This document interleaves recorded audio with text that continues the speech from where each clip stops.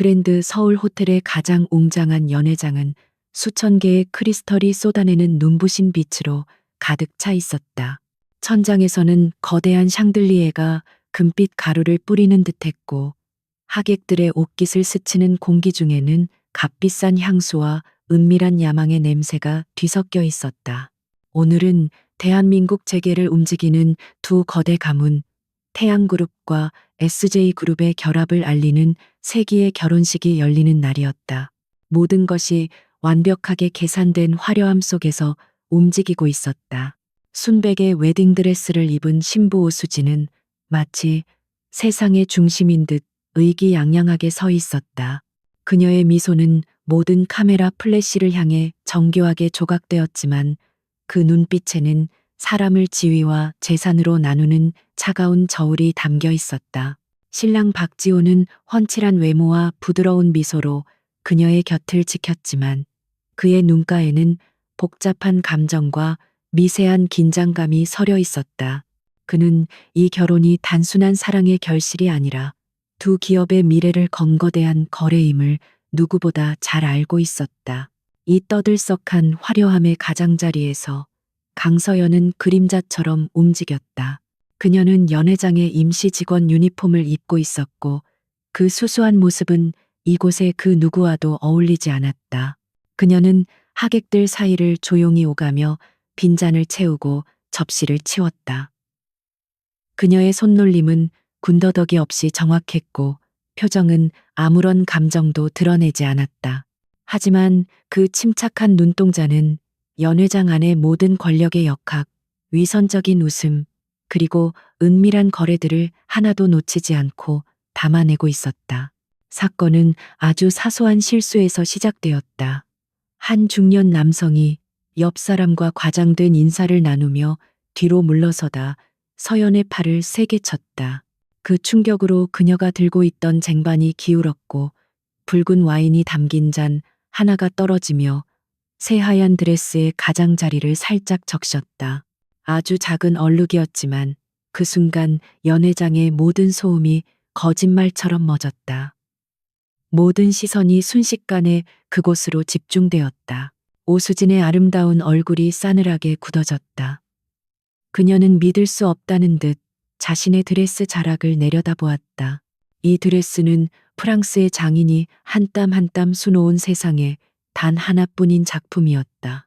그녀에게 이 드레스는 단순한 옷이 아니라 자신의 지위와 특별함을 증명하는 상징과도 같았다. 그녀의 차가운 시선이 천천히 고개를 든 서연에게 향했다. 그 눈에는 경멸과 분노가 이글거렸다. 네가 지금 무슨 짓을 한 줄 알아? 오수진의 목소리는 얼음처럼 차가웠다.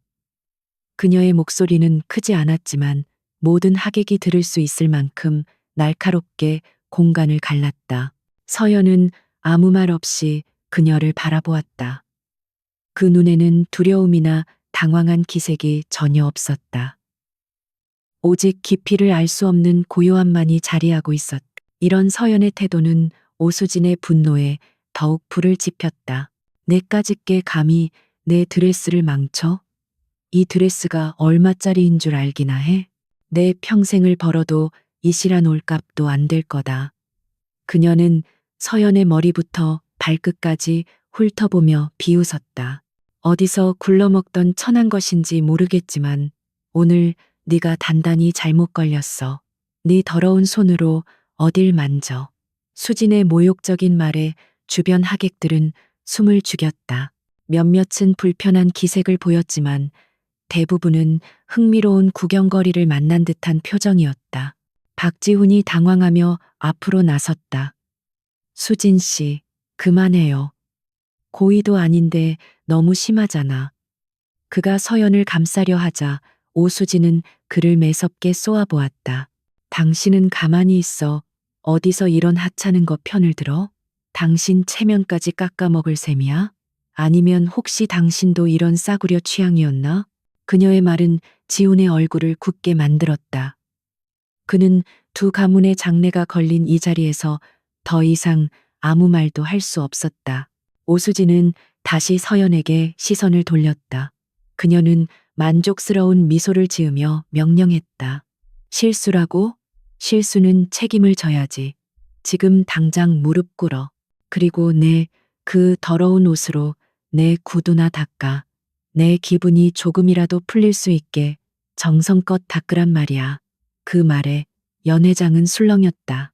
수백 명의 눈이 지켜보는 앞에서 무릎을 꿇고 구두를 닦으라는 것은 인격을 말살하는 행위나 다름없었다. 모두가 서연이 울거나 최소한 저항이라도 할 것이라 예상했다. 하지만 서연은 그 어떤 반응도 보이지 않았다. 그녀는 잠시 오수진의 뒤틀린 얼굴과 어쩔 줄 몰라 하는 박지훈, 그리고 위선적인 하객들의 얼굴을 차례로 훑어보았다. 그녀의 시선은 마치 모든 것을 꿰뚫어 보고 기록하는 카메라 렌즈 같았다. 그리고 그녀는 아주 천천히, 그러나 망설임 없이 한쪽 무릎을 꿇었다. 그녀의 움직임에는 굴욕감이 아닌 무언가를 결정한 자의 냉정함이 서려 있었다. 서연은 자신의 유니폼 소매로 오수진의 눈부신 보석이 밝힌 구두를 닦기 시작했다. 그녀의 손길은 침착하고 기계적이었다.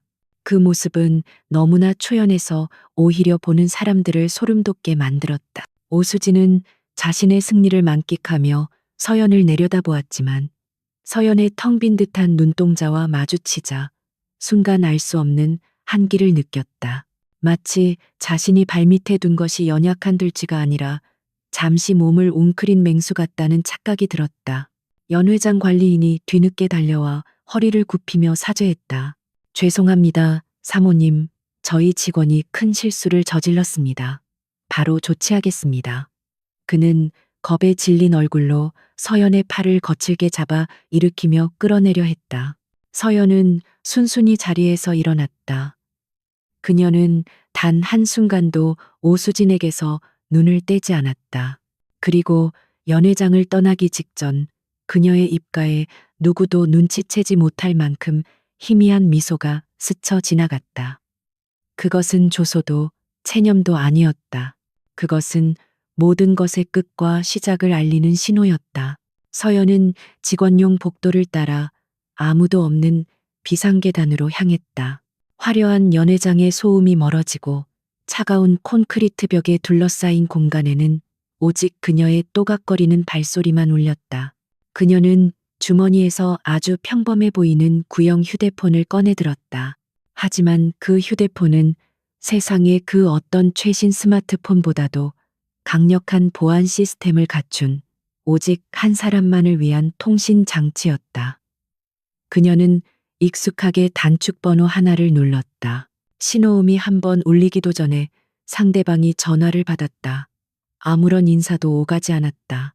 서연은 창밖으로 보이는 서울의 야경, 그 중에서도 태양그룹의 본사 빌딩을 차갑게 응시하며 입을 열었다. 그녀의 목소리는 방금 전에 굴욕을 견뎌낸 사람이라고는 믿을 수 없을 만큼 평온하고 단호했다. 시작해. 단 한마디였다. 그 한마디에 앞으로 닥쳐올 거대한 폭풍의 모든 것이 담겨 있었다. 강서연의 전화가 끊긴 지 정확히 1분 30초가 지났을 때 연 회장 안에 완벽한 세상에 첫 번째 균열이 생겼다. 한 증권사 사장의 휴대폰이 날카로운 진동과 함께 긴급 속보 알림을 띄웠다. 그는 무심코 화면을 확인했고 순간 그의 얼굴에서 핏기가 사라졌다. 그의 눈이 믿을 수 없다는 듯이 커지자 옆에 있던 은행장이 무슨 일이냐며 그의 어깨를 쳤다. 그리고 그의 휴대폰에도 똑같은 알림이 도착했다. 그것이 시작이었다. 마치 보이지 않는 전염병처럼 알림음과 진동이 연 회장의 여기저기에서 동시다발적으로 터져나왔다. 화기애애하던 분위기는 순식간에 싸늘하게 식었고 사람들은 저마다 자신의 휴대폰 화면에 코를 밟고 있었다. 그들의 얼굴에는 당혹감, 불신, 그리고 점차 공포로 변해가는 감정들이 스쳐 지나갔다. 거대한 스피커에서 흘러나오던 감미로운 클래식 음악은 이제 소음처럼 느껴졌다. 태양그룹 수조 원대 비자금 조성 혐의로 검찰 압수수색 전격 착수. 금융감독원, 태양그룹 및 계열사 주가, 조작 정황 포착, 긴급 조사팀 투입, 단독 태양그룹 오너 일가, 해외 조세, 피난처 통해 거액의 재산은닉 의혹, 헤드라인들은 마치 예리한 칼날처럼 하객들의 눈을 파고들었다. 이곳에 모인 사람들은 대부분 대한민국 경제의 최상층에 속한 이들이었고 태양그룹의 붕괴가 불러올 거대한 파장을 즉시 직감할 수 있었다. 태양그룹의 주인이자 오늘의 주인공인 오 회장의 얼굴은 창백하게 굳어 있었다. 그의 휴대폰은 쉴 새 없이 울려댔지만 그는 아무 전화도 받지 못했다. 마치 고장난 기계처럼 화면에 떠오르는 충격적인 기사 제목들만 멍하니 바라볼 뿐이었다. 그의 옆에 있던 태양그룹의 핵심 임원들 역시 사색이 되어 서로의 얼굴만 쳐다보며 어쩔 줄 몰라 했다. 그들이 수십 년간 쌓아 올린 철옹성 같던 제국이 단 몇 분 만에 와르르 무너져 내리고 있었다. 오수진은 이 모든 상황을 이해할 수 없었다. 그녀의 완벽한 결혼식이 왜 이런 끔찍한 소란으로 망쳐져야 하는지 분노가 치밀었다. 그녀는 아버지에게 달려가 소리쳤다. 아빠, 이게 다 뭐예요? 왜 다들 저러는 건데? 저 기자들 당장 막지 않고 뭐해요? 하지만 오 회장은 딸의 목소리를 듣지 못하는 듯했다. 그는 마침내 비서실장이 건네는 전화를 떨리는 손으로 받아들었고 수화기 너머로 들려오는 보고에 그의 몸이 휘청거렸다. 박지우는 이 모든 혼란의 한가운데서 섬광처럼 한 가지 장면을 떠올렸다. 조금 전 모욕을 당하면서도 전혀 흐트러지지 않았던 그 여직원의 얼굴이었다. 그 깊이를 알 수 없는 고요한 눈동자. 그는 본능적으로 그 여자를 찾아야 한다는 생각에 사로잡혔다. 그는 인파를 해치고 연회장 관리인에게 달려가 다그쳤다. 아까 그 직원 어디로 갔습니까? 당장 찾아오세요. 하지만 관리인은 이미 넋이 나간 얼굴로 모른다는 말만 반복할 뿐이었다. 서연은 연기처럼 사라진 후였다. 결혼식은 사실상 끝났다.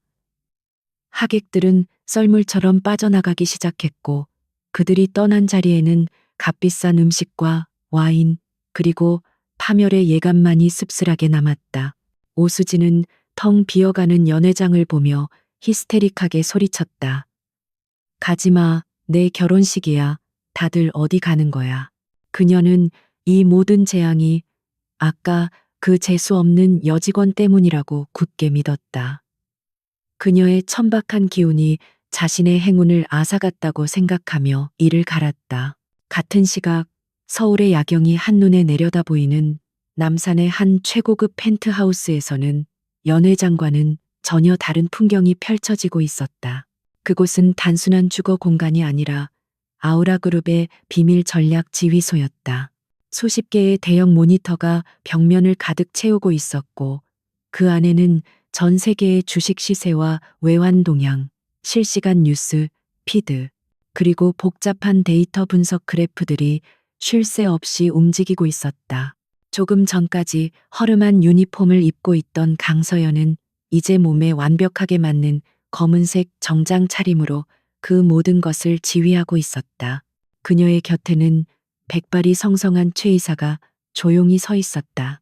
그는 서연 아버지의 오랜 친구이자 그녀가 아우라 그룹을 세우는데 결정적인 도움을 준 충직한 조력자였다. 수십 명의 최고 엘리트 분석가들이 각자의 자리에서 분주하게 움직이며 서연의 지시를 기다리고 있었다. 최 이사가 낮은 목소리로 보고했다. 예상보다 훨씬 성공적입니다. 강 회장님.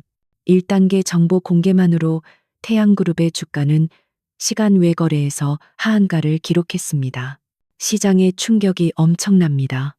그의 목소리에는 희미한 흥분이 섞여 있었지만 서연의 얼굴에는 어떤 감정의 변화도 없었다. 그녀는 마치 체스판 위의 말을 움직이는 그랜드 마스터처럼 냉정하고 침착했다. 그녀는 가장 큰 중앙 모니터를 가리켰다. 거기에는 태양그룹의 복잡한 지배 구조와 자금 흐름이 거미줄처럼 그려져 있었다. 최 이사님, 태양이 방어에 나설 겁니다. 언론과 정계에 뿌려둔 돈으로 반격을 시도하겠죠. 하지만 그들은 아직 모릅니다. 우리가 흔든 것은 기둥 하나가 아니라 그들이 서 있는 집안 전체라는 것을. 그녀의 목소리는 조용했지만 공간 전체를 압도하는 힘이 있었다. 이것이 바로 그녀가 3년간 준비해온 키메라 프로젝트의 서막이었다. 서연은 한 분석가에게 지시했다. 2단계 준비. 태양그룹의 해외 페이퍼 컴퍼니 자금 내역을 ABC 통신과 로이터에 넘겨 30분 뒤에 기사가 나가도록 조율해. 그리고 다른 팀을 향해 말했다. 태양그룹의 주식을 공매도할 준비는 끝났나?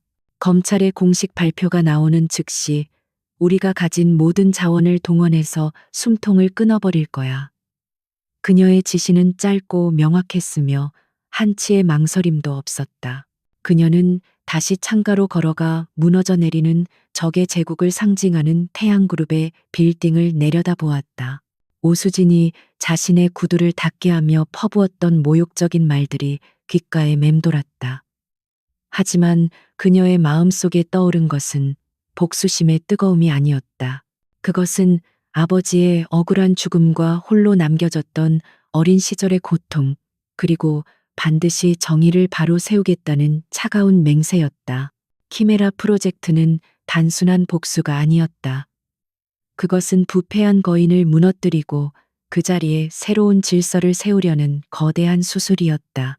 펜트하우스의 거대한 창문 너머로 태양그룹의 로고가 밝힌 빌딩이 어둠 속에서 위태롭게 빛나고 있었다. 강서연은 그 모습을 조용히 내려다보고 있었다. 그녀의 책상 위에는 낡은 만년필 자루가 조용히 놓여 있었다. 그것은 그녀의 아버지 강진우 박사가 남긴 유일한 유품이었다. 서연은 차가운 유리를 통해 비치는 자신의 얼굴에서 아버지의 흔적을 보았다. 그 순간 현재의 시간은 희미해지고 피와 눈물로 얼룩진 과거의 기억이 거대한 파도처럼 그녀를 덮쳤다. 15년 전 강서연의 세상은 따뜻하고 희망으로 가득 차 있었다. 그녀의 아버지 강진우 박사는 반도체 분야의 천재적인 연구자이자 작지만 강한 기술 벤처기업의 대표였다. 그는 사람 좋은 웃음과 자신의 연구에 대한 순수한 열정을 가진 사람이었다. 당시 막 기술 분야로 사업을 확장하던 태양그룹의 오 회장은 강 박사의 혁신적인 기술에 주목하고 파트너십을 제안했다. 서연은 아버지가 태양그룹과의 계약서에 서명하며 기뻐하던 모습을 아직도 생생하게 기억했다. 그것이 모든 비극의 시작이었다. 초반의 협력은 순조로워 보였다.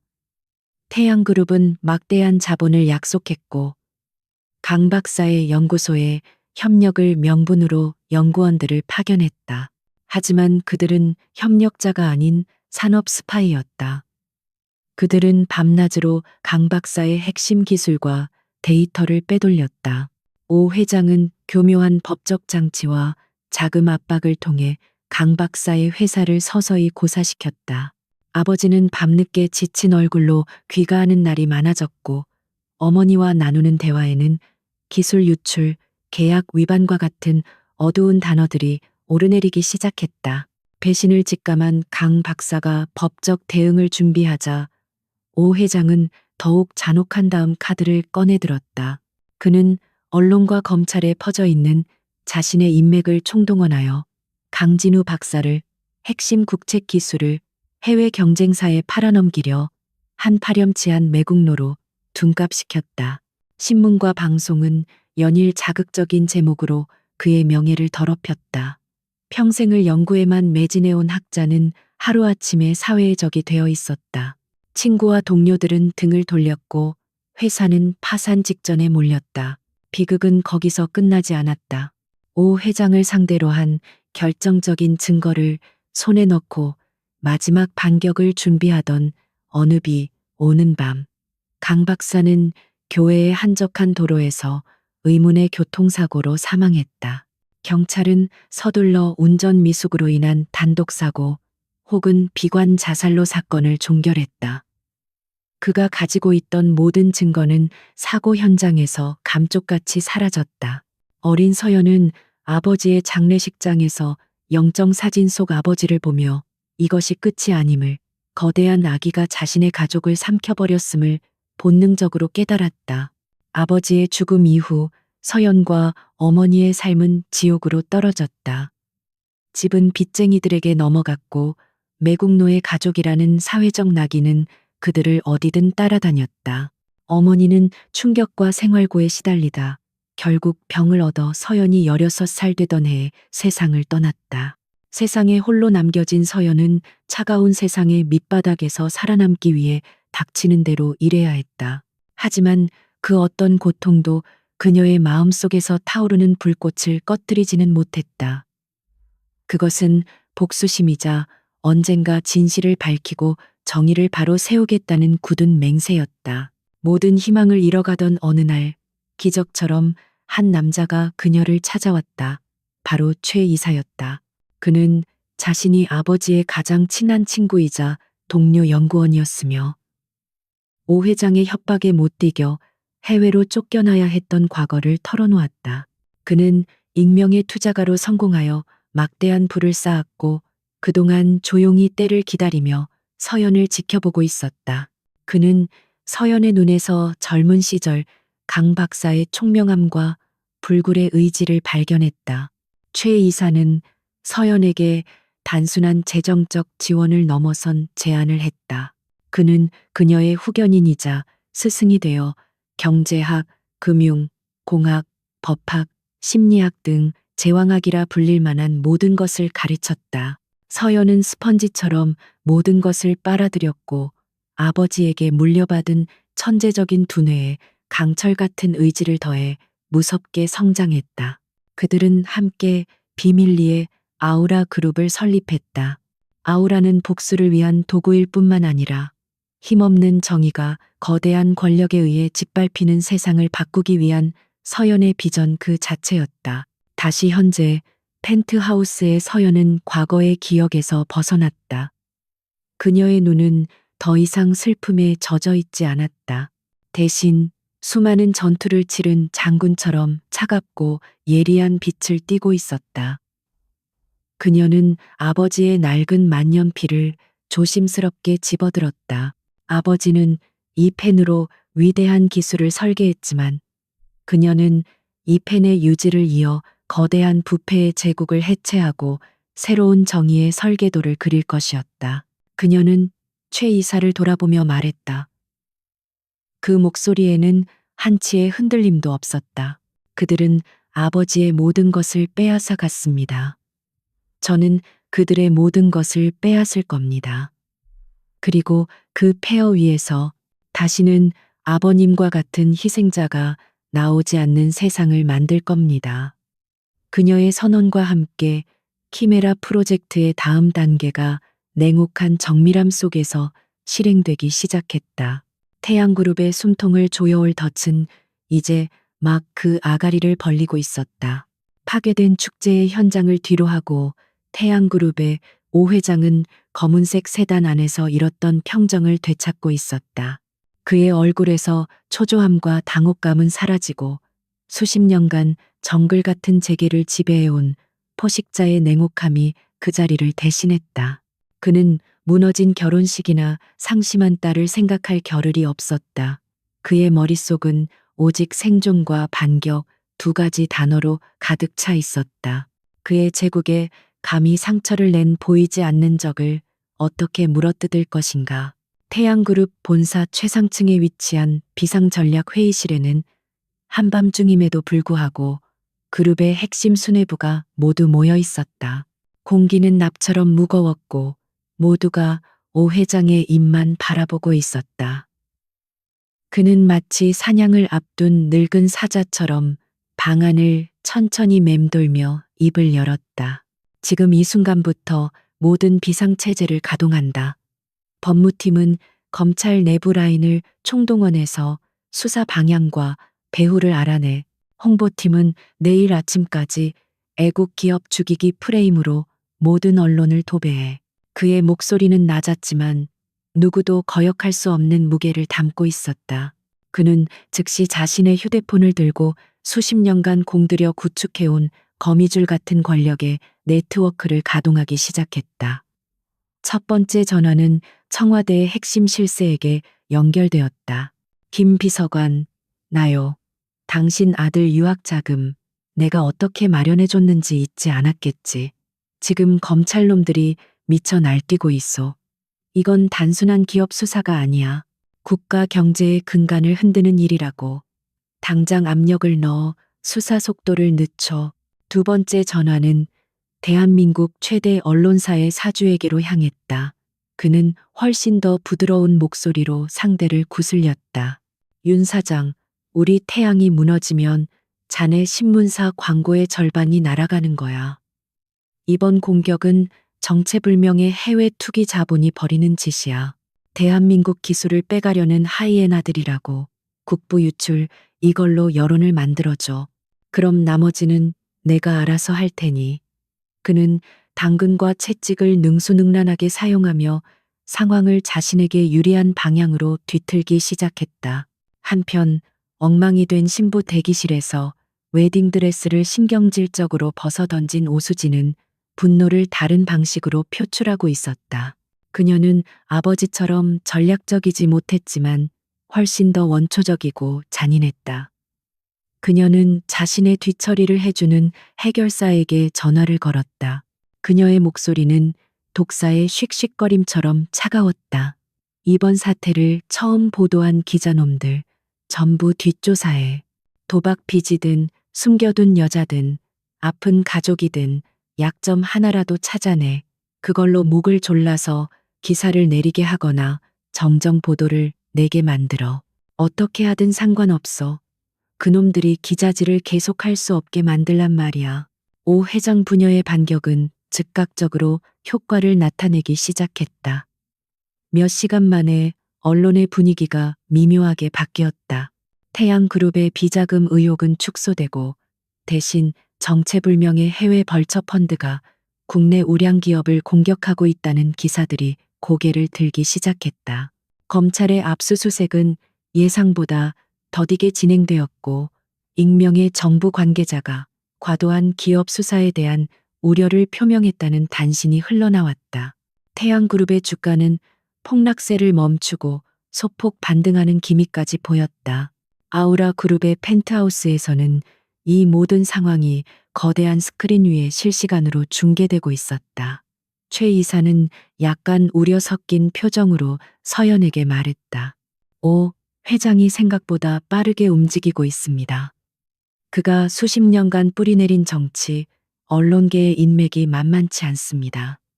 분석가들 사이에서도 긴장감이 감돌았다. 상대는 예상대로 끈질기고 강력한 적이었다. 하지만 강서연의 표정은 호수처럼 평온했다. 그녀는 의자에 깊숙이 기댄 채 태양그룹이 발악하며 드러내는 모든 움직임을 흥미롭게 지켜보고 있었다. 마치 잘 짜인 연극의 이막에 오르는 것을 감상하는 연출가 같았다. 그녀는 최 이사를 돌아보며 희미하게 미소 지었다. 그 미소에는 자신감과 모든 것을 꿰뚫어 보는 통찰력이 담겨 있었다. 예상했던 그대로입니다, 이사님. 궁지에 몰린 짐승은 원래 더 사납게 발버둥 치는 법이죠. 그녀는 화면 속에서 열변을 토하는 친정부 성향의 경제평론가를 가리켰다. 저들을 날뛰게 두세요. 자신을 지키기 위해 누구에게 전화를 하고 누구를 움직이는지 모두 드러내게 하는 겁니다. 그들이 발버둥 칠수록 썩어 문드러진 뿌리가 얼마나 깊고 넓게 퍼져 있는지 우리 눈으로 직접 확인할 수 있게 될 테니까요. 서연의 눈빛이 차갑게 빛났다. 우리의 목표는 단순히 오 회장 한 사람을 끌어내리는 것이 아닙니다. 태양이라는 이름 아래 기생하며 이 나라를 병들게 하는 모든 독버섯을 한 번에 도려내는 겁니다. 그녀의 전략은 상대의 반격조차 자신의 계획의 일부로 흡수해버리는 훨씬 더 거대하고 치밀한 것이었다. 오 회장이 던진 그물은 그녀를 잡는 것이 아니라 오히려 그와 공범자들을 함께 올가맬 덫이 될 것이었다. 그녀는 조용히 다음 명령을 내렸다. 이제 그들이 스스로 드러낸 연결고리들을 하나씩 끊어낼 시간입니다. 박지우는 자신의 집거실에 앉아 있었지만 마치 유령이라도 된 기분이었다. 그의 아버지 박 회장은 초조하게 방안을 서성거리며 SJ그룹의 임원들과 쉴 새 없이 통화했다. 대화의 내용은 언제나 같았다. 어떻게 하면 태양그룹과의 관계를 유지하면서 이번 사태의 피해를 최소화할 것인가. 그들에게 태양그룹은 여전히 함께 가야 할 파트너였고 오수진은 며느리가 될 사람이었다. 아무도 결혼이 파탄났다고 생각하지 않았다. 지훈아, 정신 차리거라. 박 회장이 전화를 끊고 아들을 매섭게 쏘아보았다. 이럴 때일수록 우리가 중심을 잡고 오 회장 댁에 힘이 되어줘야 한다. 두 회사는 이제 한 배를 탄 운명이야. 내일 아침 오수진 양에게 찾아가 위로라도 건네도록 해라. 아버지의 말은 지훈의 귀에 들어오지 않았다. 그의 머릿속은 온통 혼란으로 가득 차 있었다. 화려한 연회장, 오수진의 잔인한 얼굴, 그리고 모욕 속에서도 흔들림 없던 그 여직원의 눈빛이 계속해서 겹쳐 보였다. 그의 약혼녀 오수진은 더 이상 그가 알던 사랑스러운 여자가 아니었다. 재앙이 닥친 이후 그녀는 지훈에게 위로를 구하기는커녕 히스테리와 짜증을 쏟아내기 바빴다. 그녀는 전화를 걸어 자신의 불행을 한탄하고 SJ그룹이 더 적극적으로 태양그룹을 옹호하지 않는다며 지훈을 비난했다. 그녀의 세상에는 오직 자기 자신밖에 없는 듯했다. 지훈은 점차 깨닫고 있었다. 자신이 사랑한 것은 오수진이라는 사람이 아니라 그녀가 쓰고 있던 정교한 가면에 불과했다는 것을. 결정적인 균열은 그날 밤 그녀와의 통화에서 일어났다. 수진은 잔뜩 앙칼이 오른 목소리로 짓거렸다. 그깟 기자놈 하나 때문에 일이 이렇게 꼬이다니. 하지만 걱정 마. 우리 아빠가 어떤 사람인데. 예전에도 우리한테 밉보인 놈들 하룻밤 사이에 흔적도 없이 사라지게 한 적도 있어. 감히 우리 태양을 건드린 걸 뼈저리게 후회하게 만들어줄 거야. 그녀는 아무렇지도 않게 말했지만 그 말 속에 담긴 섬뜩한 폭력성의 지훈은 등골이 서늘해졌다. 그 순간 지훈의 마음속에서 무언가가 끊어졌다. 이것은 단순히 성격이 나쁜 수준의 문제가 아니었다. 이것은 악이었다. 그는 자신이 그동안 얼마나 어리석고 순진했는지 깨달았다. 그는 거대한 악의 소용돌이 바로 옆에서 아무것도 모른 채 웃고 있었다. 그는 더 이상 아버지의 말대로 혹은 두 회사의 이익을 위해 움직이는 꼭두각시가 될 수 없었다. 그는 진실을 알아야만 했다. 설령 그 진실이 자신을 파괴할지라도. 그날 밤 지훈은 자신의 회사인 SJ그룹의 본사, 자신의 사무실로 향했다. 그는 아버지의 지시를 어기고 독자적으로 움직이기로 결심했다. 그의 마음속에는 더 이상 오수진에 대한 애정이 남아있지 않았다. 대신 SJ그룹의 후계자로서 자신의 회사를 지켜야 한다는 의무감과 어쩌면 인간으로서의 최소한의 양심이 그를 움직였다. 그는 태양그룹과 진행했던 모든 공동 프로젝트의 자료에 접근하기 시작했다. 그는 자신의 최측근이자 입이 무거운 재무팀 부하 직원 한 명만을 비밀리에 불렀다. 두 사람은 밤새도록 수천 페이지에 달하는 계약서와 재무보고서 그리고 자금 집행 내역을 샅샅이 훑었다. 처음에는 모든 것이 완벽해 보였다. 하지만 지훈이 태양그룹의 회계 처리 방식에서 미세한 불일치를 발견하면서부터 거대한 빙산의 일각이 드러나기 시작했다. 태양그룹은 합작투자법인이라는 명목 아래 교묘하게 SJ그룹의 자금을 빼돌리고 있었다. 그들은 장비 구매 비용을 부풀리거나 존재하지도 않는 유령 컨설팅 회사에 거액의 용역비를 지불하는 방식으로 비자금을 조성했다. 그리고 그 돈은 결국 오 회장 일가의 해외 계좌로 흘러 들어가고 있었다. 이 결혼은 동등한 결합이 아니었다. 그것은 태양그룹이 SJ그룹을 안쪽에서부터 서서히 좀먹어 들어가는 치밀하게 계획된 흡수합병 과정이었던 것이다. 지훈은 배신감에 몸을 떨었다. 자신의 아버지와 자신 그리고 SJ그룹 전체가 거대한 사기극의 피해자였다. 충격적인 사실은 그것뿐만이 아니었다. 그는 과거의 인수합병 기록을 뒤지다가 낯익은 이름을 발견했다. 15년 전 태양그룹이 헐값에 인수한 어느 작은 반도체 기술 회사의 이름이었다. 그리고 그 회사의 대표는 강진우였다. 현재 태양그룹 사태를 다루는 기사들에서 간간히 언급되는 억울하게 기술을 빼앗기고 죽었다는 바로 그 이름이었다. 모든 조각이 하나로 맞춰지는 듯했다. 태양그룹의 부패는 어제 오늘의 일이 아니었다. 그들의 제국은 강진우와 같은 수많은 희생자들의 피와 눈물 위에 세워진 것이었다. 그리고 자신은 그 추악한 제국의 확장에 이용당한 어릿광대에 불과했다. 지우는 창밖의 어두운 도시를 내려다보았다. 그의 눈에는 더 이상 과거의 순진함이 남아있지 않았다. 대신 차가운 분노와 진실을 밝혀내고 이 모든 것을 바로잡겠다는 단단한 결의가 이글거리고 있었다. 그는 이제 더 이상 순진한 약혼자가 아니었다. 그는 깨어난 적이었다. 태양그룹의 반격으로 잠시 소강 상태에 접어든 것처럼 보였다.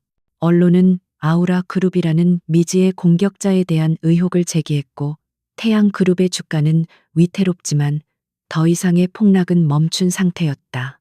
오 회장과 오수진은 최악의 위기는 넘겼다고 판단했다. 그들의 얼굴에는 다시 오만한 자신감이 깃들기 시작했다. 그들은 자신들의 권력과 돈으로 이 위기를 충분히 잠재울 수 있으며 곧 반격의 칼날을 적의 심장부에 꽂을 수 있으리라 믿어 의심치 않았다. 하지만 아우라 그룹의 펜트하우스에서 강서연이 보고 있는 판은 전혀 달랐다. 그녀에게 이것은 소강 상태가 아니라 적을 완벽한 함정으로 유인하기 위한 숨 고르기일 뿐이었다. 최 이사가 태양그룹의 주가 방어 전략을 분석하며 우려를 표했다. 그들이 동원할 수 있는 모든 현금을 끌어모아 주가를 방어하고 있습니다. 이 상태가 길어지면 우리의 자금에도 부담이 될 수 있습니다. 서연은 고개를 저으며 체스판을 가리켰다. 왕을 잡기 위해서는 때로 룩 하나를 희생해야 하는 법입니다. 이사님. 그녀의 눈이 날카롭게 빛났다. 오 회장은 지금 승리에 목말라 있습니다. 투자자들에게 자신의 건재함을 보여줄 극적인 한 방이 필요하죠. 그래서 우리는 그에게 아주 달콤해 보이는 먹잇감을 던져줄 겁니다. 그녀가 밝힌 키메라 프로젝트의 다음 단계는 바로 희생양 전략이었다. 그녀의 계획은 아우라 그룹의 자회사 중 하나인 아우라 테크 솔루션을 의도적으로 위험에 노출시키는 것이었다. 아우라 테크는 표면적으로 아우라 그룹의 한국 내 핵심 자산처럼 보이게 꾸며져 있었다. 서연의 팀은 아우라 테크가 과도한 부채와 유동성 위기를 겪고 있다는 거짓 정보와 조작된 회계 자료를 교묘하게 흘리기 시작했다. 적을 속이기 위해 그 정보는 마치 태양그룹의 정보원이 어렵게 빼낸 내부 기밀처럼 보이도록 치밀하게 설계되었다. 예상대로 태양그룹은 이 미끼를 덥석 물었다. 오 회장은 아우라테크의 재무제표를 받아들고 탐욕스러운 미소를 지었다. 그는 이것이 방어에서 벗어나 공격으로 전환할 절호의 기회라고 판단했다. 적의 심장이라 생각되는 곳을 공격해 무너뜨린다면 지금의 위기를 단번에 역전시킬 수 있었다.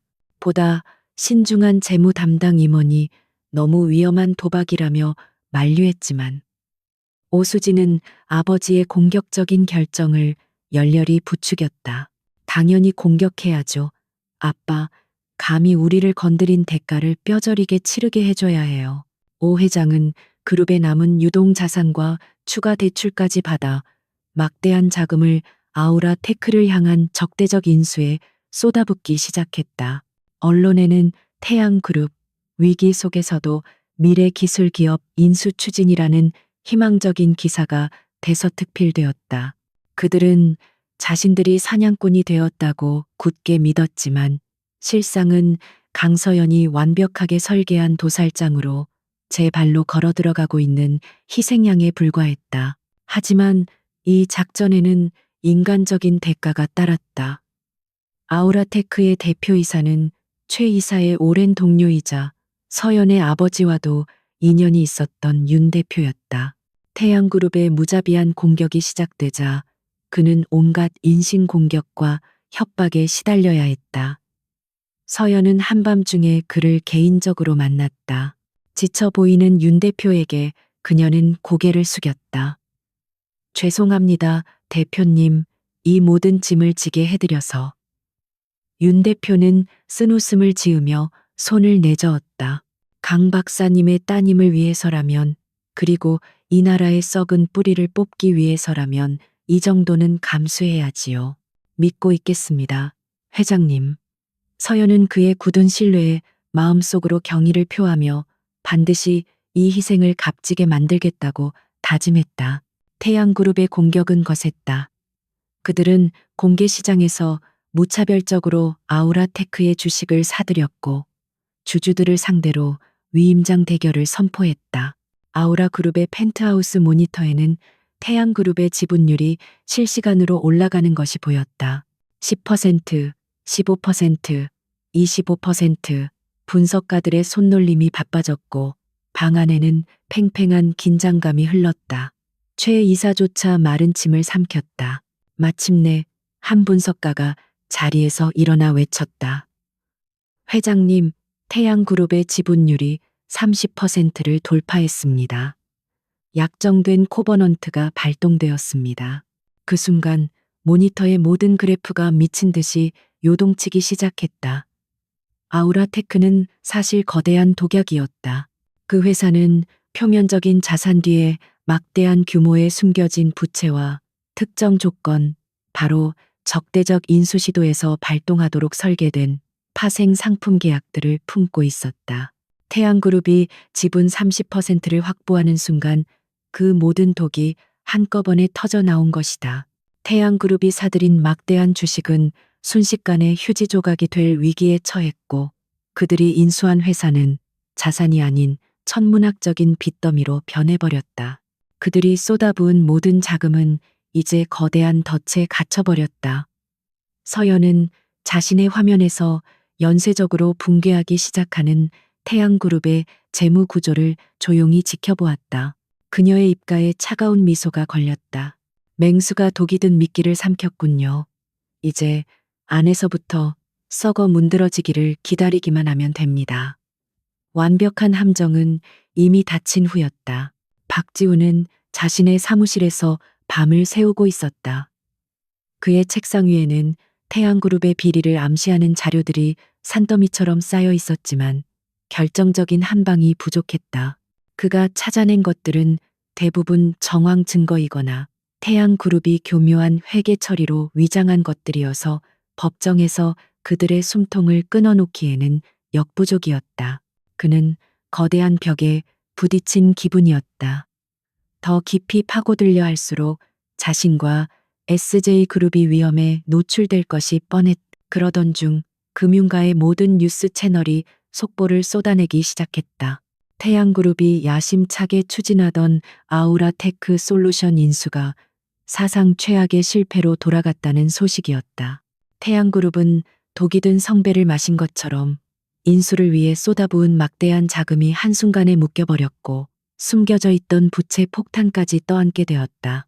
태양그룹의 주가는 다시 한번 곤두박질 쳤고 이제는 누구도 그들의 생존을 장담할 수 없게 되었다. 지우는 아우라그룹이라는 이름을 들으며 모든 퍼즐 조각이 맞춰지는 것을 느꼈다.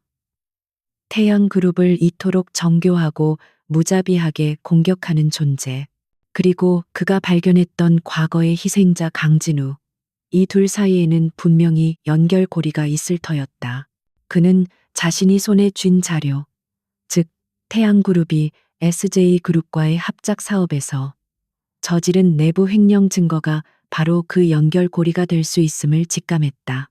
아우라그룹도 외부에서는 결코 손에 넣을 수 없는 결정적인 증거였다. 그는 엄청난 위험을 감수하기로 결심했다. 이것은 자신의 회사 SJ그룹을 구하고 아버지의 잘못된 판단을 바로잡으며 무엇보다 한때나마 사랑했던 여인과 그 가문이 저지른 죄에 대한 최소한의 책임을 지는 길이었다. 그는 국제적으로 명망 높은 한 로펌을 통해 익명으로 아우라 그룹의 대표에게 접촉을 시도했다. 메시지는 간결했다.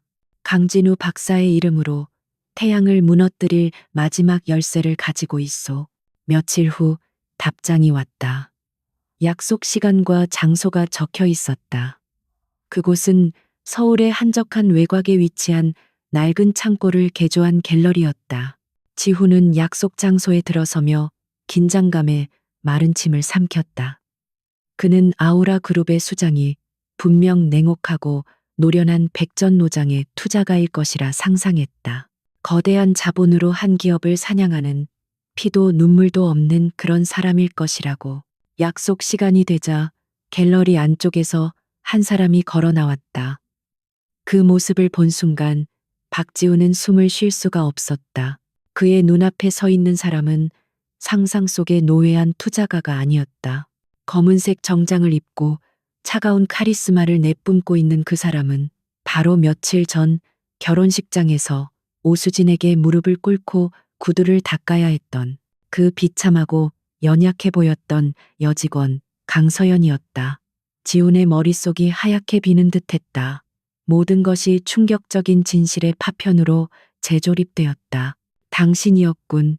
처음부터 전부. 지훈이 간신히 목소리를 뱉어냈다. 강서연은 아무런 감정도 드러내지 않은 채 그를 바라보았다. 그녀의 눈빛은 더 이상 순종적인 직원의 것이 아니었다. 그것은 거대한 군대를 지휘하는 장군의 눈빛이었다. 박지훈 씨, 저에게 줄 것이 있다고 들었습니다. 그녀의 목소리는 여전히 조용했지만 그 안에는 거역할 수 없는 힘이 실려 있었다. 정신을 차린 지훈은 자신이 가져온 서류, 가방을 테이블 위에 올려놓았다. 그는 더 이상 머뭇거리지 않았다. 그는 자신이 찾아낸 태양그룹의 내부 횡령 증거들을 하나씩 설명하기 시작했다. 그의 목소리는 차분하고 논리적이었다. 그는 구걸하거나 선처를 바라는 것이 아니었다. 그는 자신의 회사를 구하고 정의를 바로 세우기 위해 대등한 입장에서 전략적 동맹을 제안하고 있었다. 서연은 그의 설명을 들으며 조용히 그를 평가했다. 결혼식장에서 보았던 우유부단하고 순진한 남자는 더 이상 없었다. 그의 눈에는 각성한 자의 결의가 서려 있었다. 그리고 그가 가져온 증거는 실로 엄청난 것이었다. 그것은 서연이 외부에서는 결코 얻을 수 없었던 태양그룹의 범죄를 입증할 결정적인 내부 자료였다. 이것만 있다면 오 회장을 법적으로 완벽하게 무너뜨릴 수 있었다. 그것이 바로 마지막 열쇠였다. 서연은 긴 침묵 끝에 자리에서 일어났다. 그녀는 지훈에게 손을 내밀었다. 좋습니다. 박지훈 씨, 당신의 제안을 받아들이겠습니다. 그것은 감정적인 화해가 아니었다. 그것은 공동의 적을 무너뜨리기 위한 두 전략가의 냉철한 계약이었다. 지훈은 잠시 망설이다 그녀의 손을 잡았다. 두 사람의 손이 맞잡히는 순간 태양그룹의 운명을 결정지을 예상치 못한 동맹이 결성되었다. 서연은 차가운 목소리로 말했다. 이제 마지막 막을 올릴 시간입니다. 태양그룹의 임시 주주총회장은 분노와 불안으로 들끓는 거대한 가마솥 같았다. 수백 명의 주주와 채권단, 그리고 기자들이 자리를 가득 메웠고 그들의 모든 시선은 단상 위에 선 오 회장에게 칼날처럼 밝혀 있었다. 오 회장은 초췌했지만 여전히 오만한 자세를 잃지 않았다. 그는 지금의 위기가 정체불명의 외부 세력에 의한 비열한 공격일 뿐이라며 애국심에 호소하고 구조조정 계획을 발표하며 상황을 수습하려 안간힘을 쓰고 있었다. 존경하는 주주 여러분, 우리 태양그룹은 이대로 무너지지 않습니다. 이 위기만 넘기면 우리에게는 더 큰 미래가. 그가 목소리를 높여 열변을 토하던 바로 그 순간 육중한 연회장 문이 양쪽으로 활짝 열렸다. 모든 소음이 일순간 멎었고 사람들의 시선은 일제히 문 쪽으로 향했다. 그곳에는 한 여성이 서 있었다. 그녀의 양옆으로는 빈틈없는 모습의 변호인단이 자리했고 모두를 경악하게 만든 것은 그녀의 바로 뒤에 굳은 표정으로 서 있는 박지훈의 모습이었다. 강서연은 그 어떤 망설임도 없이 수백 개의 시선을 가르며 단상을 향해 걸어왔다. 그녀의 또각거리는 구두 소리가 정적을 깨고 장내에 울려 퍼졌다. 그녀에게서는 감히 누구도 앞을 막아설 수 없는 압도적인 기운이 뿜어져 나왔다. 오 회장은 박지훈을 보고 잠시 당황했지만 곧 처음 보는 여자를 향해 경비원들을 부르려 했다. 하지만 그보다 먼저 서연은 아우라 그룹이 확보한 위임장을 통해 발언권을 얻고 마이크 앞에 섰다. 그녀는 장내를 한번 둘러본 후 단상 위에 선 오 회장을 차갑게 응시하며 입을 열었다. 그녀의 목소리는 크지 않았지만 마이크를 통해 연 회장 구석구석까지 명확하게 파고들었다. 제 이름은 강서연입니다. 그녀는 잠시 말을 멈췄다. 그리고 오 회장의 눈을 똑바로 보며 다음 말을 이었다. 그리고 저는 고 강진우 박사의 딸입니다. 그 한마디는 거대한 폭탄처럼 터져나왔다.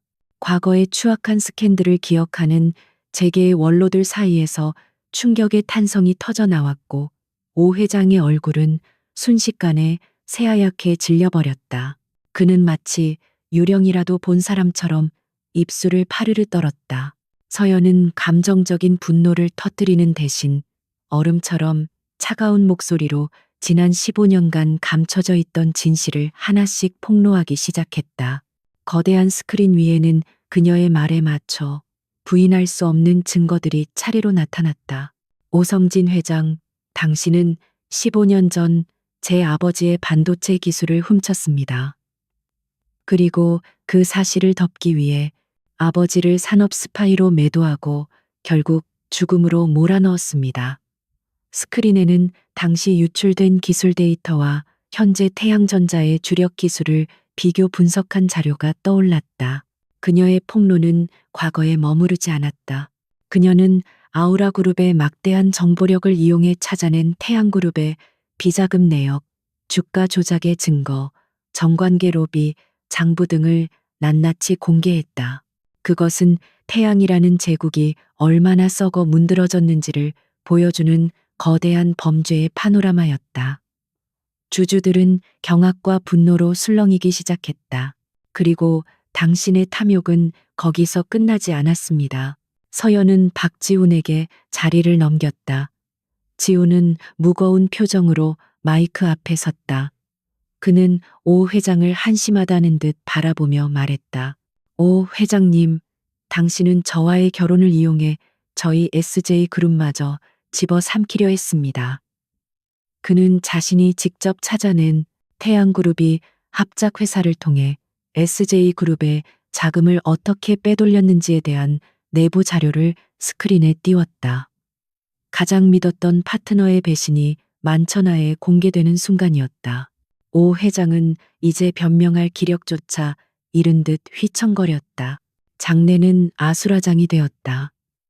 주주들의 고성과 욕설이 터져나왔고 채권단들은 그 자리에서 자산 동결을 위한 전화를 걸기 시작했다. 스크린 한쪽에서는 태양그룹의 주가가 실시간으로 수직, 낙하하는 끔찍한 그래프가 그려지고 있었다. 바로 그때 연 회장의 문이 다시 한번 열렸. 이번에 들어온 것은 검사와 수사관들이었다. 그들은 서연의 팀과 완벽하게 조율된 타이밍에 맞춰 오 회장에게 다가가 차가운 목소리로 말했다. 오성진 씨, 당신을 횡령 및 주가 조작, 살인교사 혐의로 긴급 체포합니다. 객석에 앉아있던 오수진이 이 모든 광경을 믿을 수 없다는 듯 비명을 지르며 단상으로 달려들었다. 아니야, 거짓말. 너희들이 뭔데 우리 아빠를. 그녀는 경호원들에게 제지당한 채 발버둥 쳤다. 그녀의 증오에 찬 눈이 서연의 눈과 마주쳤다. 하지만 서연의 눈에는 승리감이나 증오가 없었다. 오직 차가운 연민만이 담겨 있을 뿐이었다. 화려했던 태양 제국의 벨벳 커튼은 그렇게 추악한 진실과 함께 찢겨내리고 있었다. 주주총회의 그날 이후 태양이라는 거대한 이름은 대한민국에서 추악한 범죄의 동의어가 되었다. 태양그룹의 주식은 상장 폐지되었고 수십 개의 계열사는 법정 관리에 들어가 산산조각날 운명에 처했다. 오성진 회장이 수십 년간 쌓아 올린 부패의 네트워크는 태양게이트라는 이름으로 확대되어 정재계를 덮쳤다. 수많은 유력 정치인과 언론인, 법조인들이 줄줄이 소환되어 조사를 받았다. 한때 세상을 호령하던 제국은 그렇게 하루아침에 잿더미로 변해버렸다. 차가운 구치소의 독방 안에서 오성진 회장은 모든 것을 잃은 늙은이가 되어 있었다. 세상에서 가장 비싼 옷 대신 죄수복을 입은 그는 멍하니 회색 콘크리트 벽만 바라보고 있었다. 그의 머릿속에는 후회나 반성 대신 자신이 어째서 그 이름 없는 계집아이 하나에게 무너졌는지에 대한 이해할 수 없는 분노만이 맴돌았다. 그의 시대는 그렇게 소리 없이 끝나가고 있었다. 종신형이 유력한 그에게는 더 이상 미래가 없었다. 한편 오수진은 세상의 가장 높은 곳에서 가장 낮은 곳으로 추락했다. 모든 재산은 동결되었고 그녀를 따르던 친구들은 신기루처럼 사라졌다. 그녀의 이름은 이제 경멸과 조롱의 대상일 뿐이었다. 하지만 그녀는 현실을 받아들이지 못했다. 그녀는 이 모든 비극이 오직 한 사람, 강서연 때문에 벌어진 일이라고 굳게 믿었다. 편집증적인 분노에 사로잡힌 그녀는 마지막 남은 인맥을 총동원해 강서연과의 마지막 만남을 간청했다. 약속 장소는 화려한 호텔 라운지가 아닌 강서연이 지정한 한강변의 평범한 카페였다. 한때 머리부터 발끝까지 명품으로 치장했던 오수진은 초라하고 헝클어진 모습으로 나타났다. 그녀의 눈은 증오로 시뻘겋게 충혈되어 있었다. 그녀는 자리에 앉자마자 서연에게 저주를 퍼붓기 시작했다. 네가 감히 내 앞에 나타나? 네가 내 인생을 망쳤어. 너 같은 천한 것 때문에 내가 모든 걸 잃었다고. 강서연은 뜨거운 커피잔을 감싸 쥔 채 묵묵히 그녀의 분노를 받아내고 있었다. 그녀의 얼굴에는 어떤 동요도 없었다. 오수진의 악에 바친 절규가 잠시 멎었을 때 서연이 조용히 입을 열었다. 그녀의 목소리는 파문 하나 잃지 않는 깊은 호수 같았다. 내가 당신 인생을 망친 게 아니야, 오수진 씨. 당신의 오만함과 잔인함이 당신 스스로를 망친 거지. 그녀는 창밖으로 유유히 흐르는 강물을 바라보며 말을 이었다. 당신은 다른 사람의 고통 위에 당신의 행복을 쌓아 올렸어. 하지만 그런 집은 결코 오래 버틸 수 없는 법이야. 이건 단순한 복수가 아니야. 당신과 당신 아버지가 짓밟았던 수많은 사람들을 위한 정의의 실현이야. 당신은 단 한 번이라도 당신의 구두에 바렸던 사람들의 고통을 생각해 본 적 있나? 서연의 말은 비수처럼 날아와 오수진의 가슴에 밝혔지만 그녀는 여전히 이해하지 못했다. 그녀의 세계에는 오직 자기 자신 외에는 존재하지 않았기 때문이다. 같은 날 오후 박지우는 SJ그룹의 이름으로 공식 기자회견을 열었다. 그는 수많은 카메라 플래시 앞에서 깊이 고개를 숙였다. 그는 오수진과의 파혼을 공식적으로 발표했다. 그리고 자신의 미숙함과 SJ그룹이 태양그룹의 범죄에 결과적으로 연루된 것에 대해 진심으로 사죄했다. 그는 태양의 잔재를 모두 끊어내고 투명하고 윤리적인 경영을 통해 회사를 개혁하겠다는 구체적인 청사진을 발표했다. 그 모습은 더 이상 순진한 도련님이 아닌 자신의 과오를 인정하고 책임질 줄 아는 성숙한 리더의 모습이었다. 서연은 오수진에게 더 이상 할 말이 없다는 듯 자리에서 일어났다. 이제 당신에게 남은 건 당신이 저지른 과거를 마주하는 것뿐이야. 그 말을 남기고 그녀는 뒤돌아 카페를 나갔다. 홀로 남겨진 오수진은 무너져 내렸다. 그녀는 서연의 뒷모습에 대고 악을 쓰며 울부짖었지만 주변의 사람들은 미친 여자 보듯 힐끔거릴 뿐 아무도 관심을 주지 않았다. 한때 세상의 여왕이었던 그녀는 이제 누구의 기억에도 남지 않을 초라한 존재가 되어버렸다. 제국의 재는 그렇게 바람 속에 흩어지고 있었다.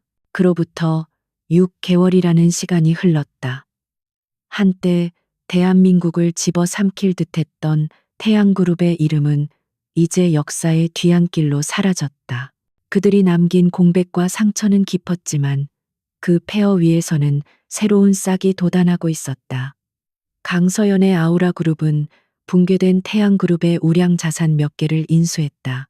하지만 그녀는 승자의 탐욕을 부리는 대신 인수한 회사들을 투명하고 건강한 기업으로 재탄생시키는데 모든 역량을 쏟아부었다. 가장 의미 있는 변화는 강진우 재단의 설립이었다.